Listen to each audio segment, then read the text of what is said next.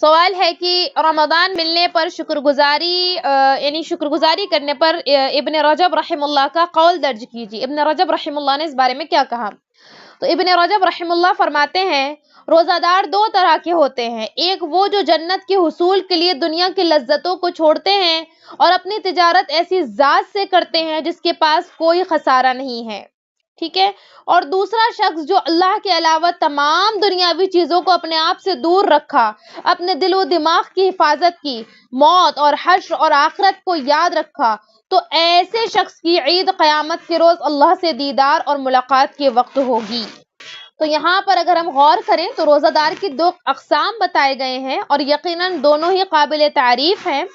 تو ایک انسان کو چاہیے کہ شکر گزاری کرتے ہوئے اللہ تعالیٰ کی رضا کے لیے جو اس نے روزہ رکھا ہے، جو اس نے لذتوں کو چھوڑا ہے، اللہ سے اجر کی امید کرتے ہوئے وہ جو رمضان کا مہینہ گزار رہا ہے، اس پر بھی اللہ کا شکر ادا کرے، کیونکہ گناہوں کا چھوڑنا ہو چاہے نیکیوں کا کرنا ہو، ہر چیز اللہ کی طرف سے ہوتی ہے. اگر ہمارے خاندانوں میں، ہمارے معاشرے میں ہمیں کوئی خصوصی نیکی کرنے کی توفیق ملی ہے اور ہمیں کوئی گناہ چھوڑنے کی توفیق ملی ہے تو یقیناً اس پر اترانا نہیں چاہیے اور دوسروں کو حقیر نہیں سمجھنا، کیونکہ وہ توفیق اللہ کی طرف سے ہوتی ہے.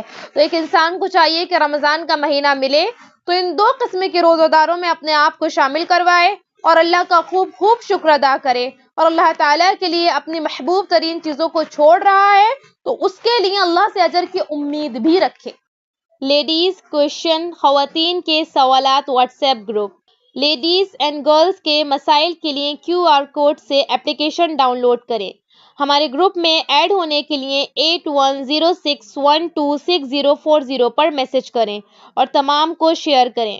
آن لائن اسلامی ٹیوشن بچوں، بچیوں، خواتین اور مردوں کے لیے.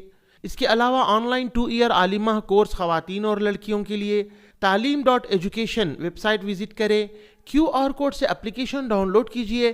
8106126040 پر میسیج کریے.